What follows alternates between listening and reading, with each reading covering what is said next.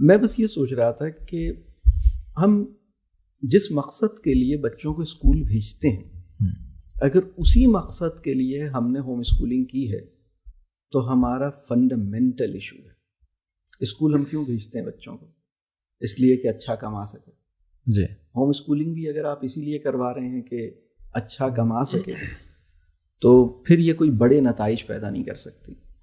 ہمیں اپنے جو پرپس آف ایجوکیشن ہے سب سے پہلے اس کو کریکٹ کرنا چاہیے.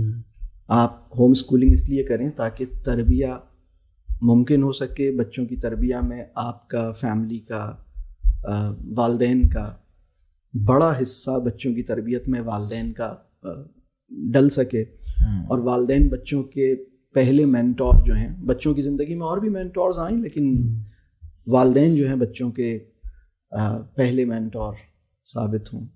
اور پھر جب ہم ہوم اسکولنگ کرتے ہیں تو پھر ہمیں یہ دیکھنے کی ضرورت ہے ریزنس آف ہوم اسکولنگ ہماری کتنی درست ہیں. مطلب بہت سارے لوگوں کی ریزنس آف ہوم اسکولنگ کے ساتھ مسئلہ ہے نا. مطلب وہ کہہ رہے ہیں کہ بھائی میرے بچے کو پیچھے بٹھاتے تھے، میرے بچے کے ساتھ ناانصافی ہوتی تھی، اس لیے میں نے ہوم اسکولنگ کی ہے. اچھا، جنرل پرسیپشن تو یہی ہے کہ لوگ ہوم اسکولنگ اس لیے کروا رہے ہیں کہ وہ اسکولز کی پرفارمنس سے سیٹسفائڈ نہیں ہے کہ اسکول میں بچے کے اوپر برڈن بہت ڈالتا ہے، بڑے بڑے بیگز ہیں، بس ان کو نکلوا لیتے ہیں.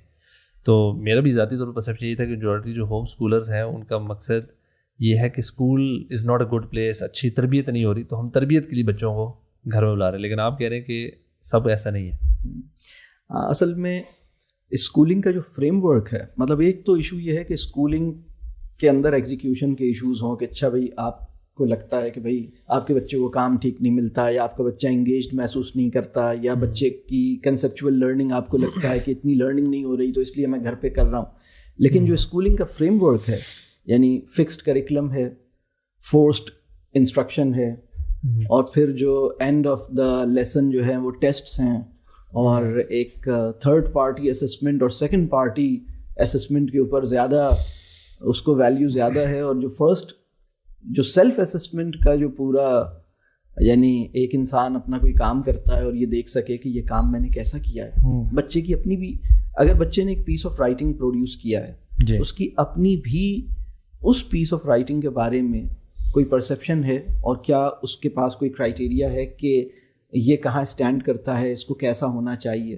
تو جو ہوم اسکولنگ ہے نا وہ بنیادی طور پر اپنی لرننگ، اور جسے ہم نیچرل لرننگ کہتے ہیں، اس کو فیسیلیٹیٹ کرنا، پلس اس کے اندر فیملی کا انوالو ہونا، پلس اس کے اندر والدین کا ایک مینٹورشپ رول ہے، نیچر کے ساتھ ایک کنیکشن ہے. یعنی اس کے کئی سارے ڈائمینشنز ہیں. سلمان بھائی، ٹھیک ہے ایک پیرنٹس نے بچوں کو اسکول سے نکلوا لیا اور اس کی ڈفرینٹ ریزنس کی، اسٹریس بہت زیادہ ہے، نمبرز کی گیم ہے، ہم بچوں کو پڑھاتے ہوئے کتابوں سے نفرت نہیں کروانا چاہتے، کتابوں سے بچوں کو نفرت ہونا شروع ہو جاتی ہے، اسکولنگ فورسڈ ہے نا اور سارا معاملات، تو نکلوا لیا. بٹ اگین سال 2 سال بعد خیال آتا ہے کہ یار اس کو ہم نے کم از کم او اے لیول سے چلو پرائیویٹلی کروانا ہے، تو پھر اس کے لیے basic maths, basic physics, basic bio تو آنی چاہیے. تو پھر وہ اگین وہ ایک وشیس سائیکل میں پھنسنا شروع ہوتا ہے کہ چلو ٹیوشن کو آ کے پڑھا دے بچے کو اور وہ سارا معاملہ.